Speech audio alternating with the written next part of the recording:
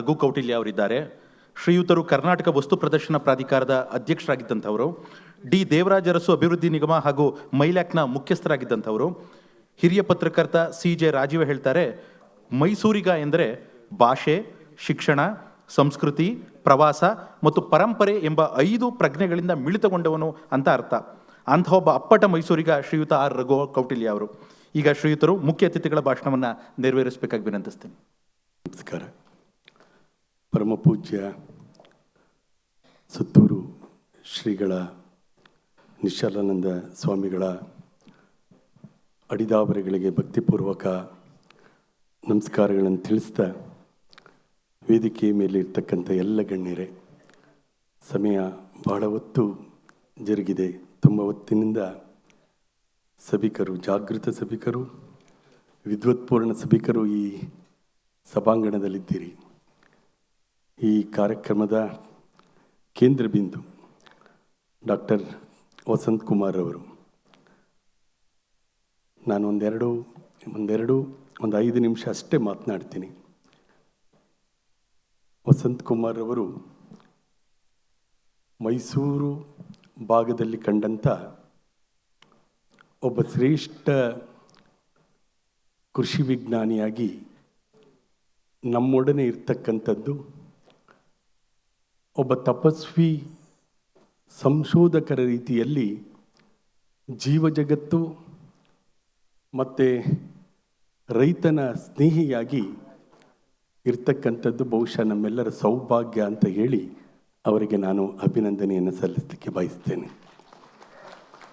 ಈ 2 ಕೃತಿಗಳು ಕೇಳಿ ಬರೆಯುವುದು, ನೋಡಿ ಬರೆಯುವುದು, ಕಲ್ಪನೆಯಲ್ಲಿ ಬರೆಯುವುದು ಬೇರೆ. ಆದರೆ ಅನುಭವಿಸಿ ಬರೆಯುವಂಥ ಬರಹದೊಳಗೆ ಒಬ್ಬ ಓದುಗ ತನ್ನನ್ನು ತಾನು ತೊಡಗಿಸಿಕೊಳ್ಳುವಂಥ, ತನ್ನನ್ನು ತಾನು ಅದರೊಳಗೆ ಒಳವಕ್ಕೂ ಆ ವಿಚಾರಗಳನ್ನು ತಿಳಿಯುವಂಥ ಒಂದು ಪ್ರಾಮಾಣಿಕವಾದಂಥ ವಸ್ತು ವಿಷಯಗಳಿರ್ತದೆ ಅಂತಕ್ಕಂಥದ್ದು ನನ್ನ ಭಾವನೆ. ತುಂಬ ಮಾತನಾಡಲಿಕ್ಕೆ ಸಮಯ ಇಲ್ಲದೆ ಇರೋದ್ರಿಂದ ನೇರವಾಗಿ ವಿಚಾರಕ್ಕೆ ಬರ್ತೀನಿ. ಪರಮ ಪೂಜ್ಯ ಶ್ರೀಗಳಿದ್ದಾರೆ. ಇವತ್ತು ನಮ್ಮ ಸಂಶೋಧನಾ ಕ್ಷೇತ್ರ ಸಾಧಕರನ್ನು ಪ್ರೋತ್ಸಾಹ ಮಾಡ್ತಕ್ಕಂಥದ್ದು, ಅವರ ಒಂದು ಪ್ರಯತ್ನಗಳಿಗೆ ಉತ್ತೇಜನ ಕೊಡ್ತಕ್ಕಂಥ ನಿಟ್ಟಿನಲ್ಲಿ ಸ್ವಾತಂತ್ರ್ಯಾನಂತರದ ವ್ಯವಸ್ಥೆಯಲ್ಲಿ ಎಲ್ಲೋ ಒಂದು ಕಡೆ ನಾವು ಕೊರತೆಗಳನ್ನು ಕಾಣ್ತಾ ಇದ್ದೀವಿ. ಬೆಂಗಳೂರಿನ ವಿಜ್ಞಾನ ಕೇಂದ್ರ, ಭಾರತೀಯ ವಿಜ್ಞಾನ ಕೇಂದ್ರ ಭಾರತದ, ವಿಶ್ವದ ಅತ್ಯಂತ ಪ್ರತಿಷ್ಠಿತ ಸಂಸ್ಥೆ. ಜಮ್ಶೆಡ್ ಟಾಟಾ ಅವರು ವಿವೇಕಾನಂದರ ಒಂದು ಸಲಹೆ ಮೇರೆಗೆ ಇಲ್ಲಿಗೆ ಬಂದಾಗ ನಮ್ಮ ಮೈಸೂರಿನ ನಾಲ್ವಡಿ ಪ್ರಭುಗಳು 370 ಎಕರೆ ಜಮೀನನ್ನು ದಾನವಾಗಿ ಕೊಟ್ಟಂಥ ಒಂದು ಸಂಸ್ಥೆ ಇವತ್ತು ಅತ್ಯುತ್ಕೃಷ್ಟವಾದ ಸಂಶೋಧನಾ ಕೇಂದ್ರ. ನಮ್ಮ ಮೈಸೂರು ವಿಶ್ವವಿದ್ಯಾನಿಲಯ 800 ಎಕರೆ ಕುವೆಂಪು ಅವರ ಒಂದು ಪರಿಶ್ರಮದಿಂದ, ಪ್ರಯತ್ನದಿಂದ, ಚದುರಂಗ ಅವರ ಸಹೋದರ ಬಸವರಾಜ ಅರಸರವರು ಜಯಲಕ್ಷ್ಮಣಿಯವರ ಪುತ್ರಿಯಾದ ಲೀಲಾವತಿಯವರ ಪತಿಯಾಗಿರ್ತಾರೆ. ಇದನ್ನು ಮಿಲಿಟ್ರಿಗೆ ಕೊಡಬೇಕಂತಕ್ಕಂಥ ಒಂದು ಉದ್ದೇಶ ಇಟ್ಕೊಂಡಿರ್ತಾರೆ.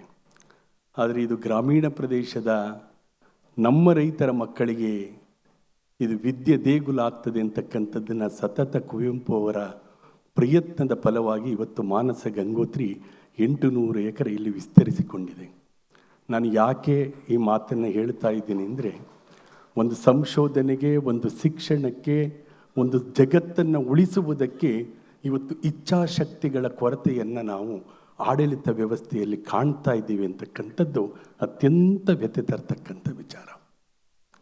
ಮೈಸೂರು ಮಹಾರಾಜರು ಈ ಭಾಗಕ್ಕೆ, ಯಾಕೆಂದರೆ ರಾಮರಾಜ್ಯ ಸ್ಥಾಪನೆ ಆಗಿದ್ದದ್ದೇ ಆ ಕಲ್ಪನೆಯನ್ನು ಅಕ್ಷರಶಃ ಸಾಕಾರಗೊಳಿಸಿದಂಥ ಭೂಮಿಯೊಳಗಿನ ಒಂದು ಸಂಸ್ಥಾನ ಇದ್ದರೆ ಅದು ನಮ್ಮ ಮೈಸೂರು ಸಂಸ್ಥಾನ. ಪ್ರತಿ ಹಂತದಲ್ಲೂ ಕೂಡ ಈ ಮೈಸೂರನ್ನು ಬೆಳಗಬೇಕು, ಮೈಸೂರಿನ ವೈಜ್ಞಾನಿಕವಾಗಿ ಬೆಳೆಸಬೇಕು, ಇಲ್ಲಿ ಧಾನ್ಯ ಸಂಪತ್ತು, ಸಸ್ಯ ಸಂಪತ್ತು, ಜಲ ಸಂಪತ್ತು ಉಳಿಸಬೇಕು ಎನ್ನುವಂಥ ನಿಟ್ಟಿನಲ್ಲಿ ಪುಣೆಯಲ್ಲಿದ್ದಂಥ, ಹೈದರಾಬಾದಿನಲ್ಲಿ ಇದ್ದಂಥ ಸರ್ ಎಂ ವಿಶ್ವೇಶ್ವರಯ್ಯನವರ ಕರೆದುಕೊಂಡು ಬಂದು ಕನ್ನಂಬಾಡಿಯನ್ನು ಕಟ್ಟಿ ಇಲ್ಲಿ ರೈತರ ಬದುಕನ್ನು ಹಸನ ಮಾಡಿದಂಥ ಒಂದು ದೊಡ್ಡ ಇತಿಹಾಸ ಇರ್ತಕ್ಕಂಥ ನೆಲ. ಅದರ ಪ್ರೇರಣೆನೇ ಏನೋ ವಸಂತ್ ಕುಮಾರ್ರವರು ಹೆಸರಿಗೆ ತಕ್ಕಂತೆ ವಸಂತ ಕಾಲದಲ್ಲಿ ಚಿಗುರುವ ಹಸಿರ ಒಂದು ಸ್ನೇಹಿಯಾಗಿ ಇವತ್ತು ನಮ್ಮೊಡನೆ ಇದ್ದಾರೆ ಅಂತಕ್ಕಂಥದ್ದು ಅತ್ಯಂತ ಸಂತೋಷದ ವಿಚಾರ. ಹೆಸರು ಅವರು ಚೆನ್ನಾಗಿಟ್ಟಿದ್ದಾರೆ ಅವರು ಮನೆಯವರು ಅಂತ. ನಾನು ಯಾಕೆ ಹೇಳ್ತಾ ಇದ್ದೀನಿ ಅಂದರೆ, ನಾನು ಒಬ್ಬ ಪ್ರಾಥಮಿಕ ಶಿಕ್ಷಣದ ಸಂಸ್ಥೆಯಿಂದ ಬಂದವನಾಗಿ ಇವತ್ತು ಶಿಕ್ಷಣ, ಯಾವ ರೀತಿಯ ಶಿಕ್ಷಣ ಬೇಕು ಅಂದರೆ, ನಮ್ಮ ಮಕ್ಕಳಿಗೆ ಮುಂದೆ ಒಳ್ಳೆಯ ಗಾಳಿ ಸಿಗೋದಿಲ್ಲ, ಒಳ್ಳೆಯ ನೀರು ಸಿಗೋದಿಲ್ಲ, ಒಳ್ಳೆಯ ಆಹಾರ ಸಿಗೋದಿಲ್ಲ. ಇವತ್ತು ಆಹಾರವೇ ಆರೋಗ್ಯ. ಆ ಆಹಾರ ಕೊಡ್ತಕ್ಕಂಥ ನಮ್ಮ ಸಸ್ಯ, ಇವತ್ತು ಎರಡೂ ಪುಸ್ತಕಗಳು ನೋಡ್ತಾ ಇದೆ, ದೊಡ್ಡ ಪ್ಲಾಂಟರ್ ಡಾಕ್ಟರ್ ನೋಡ್ತಾ ಇದ್ರೇ ಗೊತ್ತಾಗ್ತದೆ ವೈರಾಣುಗಳು ಹೇಗೆ ನಮ್ಮ ರೈತ ತನ್ನ ಬೆವರ ಶ್ರಮದಿಂದ ಬೆಳೀತಕ್ಕಂಥ ಒಂದು ಬೆಳೆಗಳನ್ನು ಹೇಗೆ ವೈರಾಣುಗಳು ಬಾಧಿಸಿ ಅವನನ್ನು ಸಂಕಷ್ಟಕ್ಕೀಡು ಮಾಡುತ್ತವೆ, ಅಥವಾ ಅಂಥ ವೈರಾಣು ಇರತಕ್ಕಂಥ ರೋಗ ರುಜಿನದ ಆಹಾರ ಪದಾರ್ಥಗಳನ್ನು ತಿಂದಾಗ ನಮ್ಮ ಜನರ ಆರೋಗ್ಯ ಯಾವತ್ತಕ್ಕೆ ಕೆಡ್ತದೆ ಅಂತ.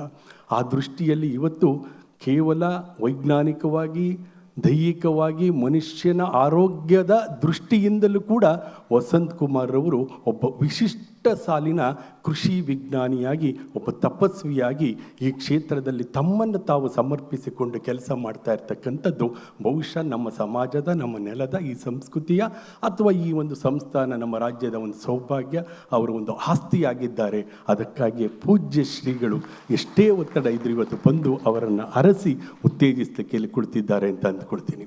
ಆ ದೃಷ್ಟಿಯಿಂದ ಇವತ್ತು ನಾವು ಶಿಕ್ಷಣದಲ್ಲಿ ನಮ್ಮ ಇವತ್ತು ಮೈಸೂರು, ಒಂದೇ ಒಂದು ಮಾತನಾಡಿ ನಾನು ಮಾತನ್ನು ಮುಗಿಸ್ತೀನಿ, ಭಾಳ ಮಾತನಾಡಬೇಕು ಅಂದ್ಕೊಂಡು ಬಂದಿದೆ, ಸಮಯದ ಕೊರತೆ. ಇವತ್ತು ನಾವೆಲ್ಲ ಇಲ್ಲಿ ಜಾಗೃತ ನಾಗರಿಕರಿದ್ದೀರಿ, ವಿದ್ವತ್ತಿರೋರಿದ್ದೀರಿ. ಯಾರಾದರೂ ಮೈಸೂರು ಅಂದರೆ ಸ್ವರ್ಗ ಅಂತಿದ್ರು. ಇವತ್ತು ಬೆಂಗಳೂರಿಗೆ ಹೋಲಿಸಿದರೆ ಮೈಸೂರಲ್ಲೇ ಈಟ್ ಜಾಸ್ತಿ. ಯಾಕೆ ಅಂದರೆ ಮೈಸೂರಿನ ಸುತ್ತಳತೆ ತುಂಬ ಎಲ್ಲಿ ನೋಡಿದ್ರು ನಿಮಗೆ ಖಾಲಿ ಭೂಮಿಗಳು, ಲೇಔಟ್ಗಳು. ಇವತ್ತು ಗಿಡ ನೆಡಬೇಕು. ಪೂಜ್ಯ ಶ್ರೀಗಳು ಬಾಲಗಂಗಾಧರನಾಥ ಸ್ವಾಮಿಗಳ ಒಂದು ಸಾರಥ್ಯದಲ್ಲಿ ಸಸ್ಯ ಸಂವರ್ಧನ ಸೆಟ್ ಮಾಡಿ ಒಂದು ದೊಡ್ಡ ಕ್ರಾಂತಿಯನ್ನು ಮಾಡಿದರು ಪೂಜ್ಯರು. ಅದು ನನಗೆ ನೆನಪಿದೆ. ಇವತ್ತು ಎಲ್ಲಾದರೂ ಒಂದು ಗಿಡ ನೆಡಬೇಕಂದ್ರೆ ಫುಟ್ಪಾತೇ ಇಲ್ಲ. ಯುರೋಪರ ಮಹಾರಾಜರು ಅವತ್ತು 40-50 ಅಡಿ ಮಾಡಿರೋಂಥ ಫುಟ್ಪಾತ್ಗಳನ್ನು ನುಂಕೊಂಬಿಟ್ಟಿದ್ದಾರೆ. ಇವತ್ತು ಹೊಸ ಲೇಔಟ್ಗಳಲ್ಲಿ ಫುಟ್ಪಾತ್ಗಳೇ ಇಲ್ಲ. ಆ ಲೇಔಟ್ ಮಾಡಲಿಕ್ಕೆ ಚಿಕ್ಕ ರೋಡ್ ಕೊಡಬೇಕು, ಚಿಕ್ಕ ಪಾರ್ಕ್ ಕೊಡಬೇಕು, ಹೆಸರಿಗೊಂದು ಪಾರ್ಕು, ಹೆಸರಿಗೊಂದು ರೋಡು, ಅವನ ಮನೆ, ಅವನ ಸೈಟ್ ಮಾರಬೇಕು. ಈ ಥರದ ಇಚ್ಛಾಶಕ್ತಿ ಇಲ್ಲದಿರ್ತಕ್ಕಂಥ, ನಾನು ಅದೇ ಸತಿ ಅನ್ಕೊಳ್ತಿರ್ತೀನಿ, ದೇವರಾಜ ಅರಸನಲ್ಲಿ ನೆನಪಿಸ್ತೀನಿ. ಹಿಂದೆ ಎಲ್ಲ ನಮಗೆ ಈ ರೇಷನ್ ಡಿಪೋ ಮೂಲಕ ಸೌದೆಗಳನ್ನು ಕೊಡೋರು, ತಮ್ಮ ನೆನಪಿದೆ ಅಂದ್ಕೊಳ್ತೀನಿ. ಅದರ ಹೆಸರಿನಲ್ಲಿ ಗಂಧದ ಮರ, ಟೀಕ್ ಮರ, ರೋಸ್ ವುಡ್ ಒಡಕ ಇದ್ರು. ಆ ಲಕ್ಷ್ಮಣರವರು ಒಂದು ಸತಿ ಹೋಗಿ ಫಾರೆಸ್ಟ್ ಆಫೀಸರ್ಸು ಅವ್ರನ್ನ ನಾಗರಹೊಳೆನಲ್ಲಿ ನಿಲ್ಲಿಸಿ ತೋರಿಸ್ತಾರೆ, ನೋಡಿ ಕಾಡಮರ ಅಂತ ಜನಕ್ಕೆ ಕೊಡಲಿಕ್ಕೆ ನೀವು ಒಳ್ಳೆ ಉದ್ದೇಶಕ್ಕೆ ಇಟ್ಟಿದ್ದೀರಿ, ರೋಸ್ ವುಡ್ ಹೊಡಿತಾವ್ರೆ, ಗಂಧದ ಮರ ಹೊಡಿತಾವ್ರೆ, ಇದು ತಪ್ಪಿಸ್ಬೇಕಲ್ಲ ಬುದ್ಧಿ ಅಂತಾರೆ. ಆಗ ಅವರು ವೃಕ್ಷ ಸಂರಕ್ಷಣಾ ಕಾಯ್ದೆಯನ್ನು ಅರಸರು ತರ್ತಾರೆ. ಅವತ್ತಿನಿಂದ ಆ ವೃಕ್ಷ ಕಾನನದ ಹನನ ಆಗೋದು ತಪ್ಪುತ್ತೆ. ಬಹುಶಃ ನಾನೊಂದ್ಸರಿ ಅಂದ್ಕೊಳ್ತಾ ಇದ್ದೀನಿ, ಉಳುವವನಿಗೆ ಭೂಮಿ ಅಂತ ಮಾಡದಂಥ ಅರಸರು ಏನಾರು ಇದ್ದಿದ್ರೆ ಇವತ್ತು ಮನೆ ಕಟ್ಟುವವನಿಗೆ ಮಾತ್ರ ನಿವೇಶನ ಅಂತ ಏನಾದ್ರು ಕಾಯ್ದೆ ತರ್ತಿದ್ರ ಅಂತ. ಹಂಗಾದರೂ ನಮ್ಮ ಒಂದಷ್ಟು ಪರಿಸರ ಈ ಕಾಂಕ್ರೀಟ್ ಕಾಡುಗಳು ತಪ್ತಾ ಇದೆ. ಆ ಥರ ಸುಂದರ ಮೈಸೂರು, ಇವತ್ತು ಮೈಸೂರನ್ನ ಪ್ರೀತಿಸೋರು ತುಂಬ ಕಡಿಮೆ ಆಗಿದ್ದಾರೆ. ಇವತ್ತು ಮಟ್ಟದ ಸುತ್ತ ಕೂಡ ಇವತ್ತು ನಾವು ನೋಡ್ತಾ ಇದ್ದೀವಿ ಎಷ್ಟೆಲ್ಲ ಕಾನನ ಬೆಟ್ಟ ಆಕ್ರಮಣ ಆಗ್ತಾ ಇದೆ, ಮತ್ತೊಂದು ಆಗ್ತಾ ಇದೆ. ಇದ್ರ ನಡುವೆ ಇವತ್ತು ನಾವು ಇಲ್ಲಿ ಜಾಗೃತ ನಾಗರಿಕರಿದ್ದೀವಿ. ನಾವು ಮೈಸೂರನ್ನ ಉಳಿಸ್ಕೊಳ್ಬೇಕಾಗಿದೆ. ಸುಂದರವಾದ ಮೈಸೂರು ಬಹುದೊಡ್ಡ ತ್ಯಾಗದಿಂದ, ಬಹುದೊಡ್ಡ ದೂರದೃಷ್ಟಿತ್ವದಿಂದ ಕೊಟ್ಟಿದ್ದಾರೆ. ರೈತರ ಬದುಕು ಹಸನಾಗಬೇಕು, ಉತ್ತಮ ಆಹಾರ ಸಿಗಬೇಕು, ಉತ್ತಮ ಗಾಳಿ ಸಿಗಬೇಕು, ಉತ್ತಮ ವಾತಾವರಣ ನಿರ್ಮಾಣ ಮಾಡುವಂಥ ಒಂದು ಅದ್ಭುತವಾದಂಥ, ಒಂದು ವಿಶಿಷ್ಟವಾದಂಥ, ಒಂದು ಸುಂದರವಾದಂಥ, ಒಂದು ಪರಂಪರೆ ಇರತಕ್ಕಂಥ ಒಂದು ನಗರ ಈ ಜಗತ್ತಿನಲ್ಲಿ ಇದ್ದರೆ ಅಪರೂಪದಲ್ಲಿ ಅಪರೂಪವಾದ ನಮ್ಮ ಮೈಸೂರು. ಆ ಮೈಸೂರನ್ನು ಉಳಿಸುವಂಥ ನಿಟ್ಟಿನಲ್ಲಿ ನಾವು ಮಹಾರಾಜರು ಕೊಟ್ಟಂಥ ಸಸ್ಯ ಸಂಪತ್ತು, ಧಾನ್ಯ ಸಂಪತ್ತು, ಜಲ ಸಂಪತ್ತನ್ನು ಉಳಿಸುವ ನಿಟ್ಟಿನಲ್ಲಿ ನಮ್ಮ ವಸಂತ್ ಕುಮಾರ್ ಅವರ ರಂಥ ಕೃಷಿ ವಿಜ್ಞಾನಿಗಳು, ಪರಿಸರ ತಜ್ಞರು ನಾವೆಲ್ಲ ಯೋಚನೆ ಮಾಡೋಣ. ಯಾಕೆಂದರೆ ಇವತ್ತು ಜೇಸಸ್ ಸಂಸ್ಥೆ, ಯಾಕೆ ಈ ಮಾತನ್ನ ಹೇಳ್ತೀನಿ, ಪೂಜ್ಯ ಶ್ರೀಗಳಿದ್ದಾರೆ ಅಂತ ಅಲ್ಲ, ಇವತ್ತು ಜೇಸಸ್ ಸಂಸ್ಥೆ ಕೇವಲ ತ್ರಿವಿಧ ದಾಸೋಹಕ್ಕಷ್ಟೇ ಸೀಮಿತ ಆಗಲಿಲ್ಲ. ಆರೋಗ್ಯ ಕೊಡ್ತು, ಶಿಕ್ಷಣ ಕೊಡ್ತು. ಇನ್ನು ಜನವರಿ 15 ನಮ್ಮ ಜಾತ್ರೆ ಅಂದರೆ ನಮ್ಮ ಸಂಸ್ಕೃತಿ, ಆ ಸಂಸ್ಕೃತಿಯ ಬಹುದೊಡ್ಡ ಭಾಗ. ಬಹುಶಃ ಈ ಜಾತ್ರೆಯ ಸಂಸ್ಕೃತಿ ಉಳಿದ್ರೆ ಈ ನೆಲದ ಸಂಸ್ಕೃತಿ ಉಳಿತದೆ. ಆದ್ದರಿಂದ ಕರ್ನಾಟಕದಲ್ಲಿ ಈ ಜಾತ್ರೆಯ ಸಂಸ್ಕೃತಿಯನ್ನು ಉಳಿಸುವಂಥ ಸುತ್ತೂರು ಜಾತ್ರೆಯ ಮೂಲಕ ನಮ್ಮ ರೈತರ ಬದುಕು, ಗ್ರಾಮೀಣರ ಬದುಕು, ಗ್ರಾಮೀಣರ ಸಂಸ್ಕೃತಿಯನ್ನು ಉಳಿಸುವಂಥ ಜವಾಬ್ದಾರಿಯನ್ನು ಶ್ರೀಮಠ ನಿರ್ವಹಿಸ್ತಾ ಇದೆ ಅಂತ ಹೇಳಿದರೆ ಈ ನೆಲದ ಬಗ್ಗೆ, ಈ ಸಂಸ್ಕೃತಿಯ ಬಗ್ಗೆ ಶ್ರೀಗಳಿಗಿರತಕ್ಕಂಥ ಒಂದು ಬದ್ಧತೆಯ ಸಂಕೇತ ಆಗಿದೆ ಅಂತಕ್ಕಂಥದ್ದನ್ನು ಈ ಸಂದರ್ಭದಲ್ಲಿ ಹೇಳ್ತಾ, ಇವತ್ತು ಮಠದಿಂದ ಕೂಡ ಅಷ್ಟೇ, ನಮ್ಮ ಯಾವುದೇ ಮಠಮಾನ್ಯಗಳು ಇವತ್ತು ಚುಂಚನಗಿರಿ ಮಠ ಆಗ್ಬೋದು, ಈ ಮಠಗಳು ಇವತ್ತು ಸಂಸ್ಕೃತಿ ಉಳಿಸ್ಲಿಕ್ಕೆ, ರೈತನ ಬದುಕನ್ನು ಉಳಿಸ್ಲಿಕ್ಕೆ, ನಮ್ಮ ಆರೋಗ್ಯ ಪದ್ಧತಿ ಮತ್ತು ನಮ್ಮ ಆಯುರ್ವೇದ ಪದ್ಧತಿಗಳನ್ನು ಇವತ್ತು ಉಳಿಸ್ಲಿಕ್ಕೆ ಮತ್ತು ವಿಶೇಷವಾಗಿ ಸಂಶೋಧನೆಗಳನ್ನು ಮಾಡಲಿಕ್ಕೆ ವಿಶೇಷ ಆಸ್ಥೆ ಕೊಡಿಸಿದೆ. ಇವತ್ತು ವಸಂತ್ ಕುಮಾರ್ ಅವರ ವಸಂತೋತ್ಸವದ ಈ ಕಾರ್ಯಕ್ರಮ ಅತ್ಯಂತ ಅರ್ಥಪೂರ್ಣವಾಗಿ ಜರುಗಿದೆ. ಅದಕ್ಕೆ ಸಂಬಂಧಿಸಿದಂಥ ಅತಿಥಿಗಳು ಬಂದಿದ್ದಾರೆ, ಕೃತಿಗಳನ್ನು ಕುರಿತು ಮಾತನಾಡಿದ್ದಾರೆ. ಒಳ್ಳೆಯ ಆಹಾರ ಇವತ್ತು ನಮ್ಮನ್ನು ಉಳಿಸ್ಬೋದು. ನಮ್ಮ ಆರೋಗ್ಯದ ಮೇಲೆ ಬೀಳ್ತಕ್ಕಂಥ ಪರಿಣಾಮವನ್ನು ತಡೀಲಿಕ್ಕೆ ಇವತ್ತು ಅವರು ತಮ್ಮನ್ನು ತಾವು ಸಮರ್ಪಿಸ್ಕೊಂಡಿದ್ದಾರೆ. ಅವರಿಗೆ ಒಳ್ಳೆಯ ಭವಿಷ್ಯ ಸಿಗಲಿ. 70ರಲ್ಲೂ ಕೂಡ 20ರ ಒಂದು ಉತ್ಸಾಹ ಅವರಿಗೆ ಚಿಮ್ತಾ ಇದೆ. ಅದು ಬಹುಶಃ ಸಮಾಜದ ಈ ಒಂದು ನಮ್ಮೆಲ್ಲರ ಒಂದು ಸೌಭಾಗ್ಯ ಅಂತ ಅಂದ್ಕೊಳ್ತೀನಿ. ಅವರ ಉತ್ಸಾಹ ಹೀಗೇ ನಿರಂತರವಾಗಿ ಇರಲಿ. ಅವರ ಸಂಶೋಧನೆಯಿಂದ ನಮ್ಮ ರೈತರು, ಸಮಾಜ ಮತ್ತು ವಿಶೇಷವಾಗಿ ಜಗತ್ತನ್ನು ಕಾಡ್ತಾ ಇರ್ತಕ್ಕಂಥ ಒಂದು ಆಹಾರದ ಕೊರತೆ, ಆಹಾರದ ಹಾಹಾಕಾರವನ್ನು ನೀಗಿಸುವ ನಿಟ್ಟಿನಲ್ಲಿ ಇಡೀ ವಿಶ್ವಕ್ಕೆ ಒಂದು ದೊಡ್ಡ ಮಟ್ಟದಲ್ಲಿ ಕೊಡಮಾಡ್ತಕ್ಕಂಥ ಸಂಶೋಧನೆ ಅವರಿಂದ ಇನ್ನಷ್ಟು ಬರಲಿ, ಇನ್ನಷ್ಟು ಕೃತಿಗಳು ಬರಲಿ. ಅವರು ಕೇವಲ ವಿಜ್ಞಾನಿಯಾಗಿ, ಕೃಷಿಯಾಗಿ ಅಷ್ಟೇ ಅಲ್ಲ, ಅವರು ಸಾಹಿತ್ಯಮುಖಿಯಾಗಿ, ಸಮಾಜಮುಖಿಯಾಗಿ, ಬರಹಗಾರರಾಗಿ ಮತ್ತು ಸಂಸ್ಕೃತಿ ಮುಖಿಯಾಗಿ ನಮ್ಮೊಡನೆ ಇರತಕ್ಕಂಥದ್ದು ಅತ್ಯಂತ ಸಂತೋಷ ಅಂಥೇಳಿ ಮತ್ತೊಮ್ಮೆ ಅವರಿಗೆ ಅಭಿನಂದನೆಯನ್ನು ಸಲ್ಲಿಸಿ ಪೂಜ್ಯ ಶ್ರೀಗಳಿಗೆ ಭಕ್ತಿಪೂರ್ವಕ ನಮನ ನಿಲ್ಲಿಸಿ ನನ್ನ ಮಾತನ್ನು ಮುಗಿಸ್ತೇನೆ. ನಮಸ್ಕಾರ. ಬಹಳ ಆಕರ್ಷಕವಾಗಿ ಮುಖ್ಯ ಅತಿಥಿಗಳ ಭಾಷಣವನ್ನು ಮಾಡಿದಂತಹ ನೈಪುಣ್ಯ ಸ್ಕೂಲ್ ಆಫ್ ಎಕ್ಸಲೆನ್ಸ್ನ ಅಧ್ಯಕ್ಷರಾದ ಶ್ರೀ ಆರ್ ರಘು ಕೌಟಿಲ್ಯ ಅವರಿಗೀಗ ಅಭಿನಂದನಾ ಸಮಿತಿಯ ಪರವಾಗಿ ಗೌರವ ಸಮರ್ಪಣೆ.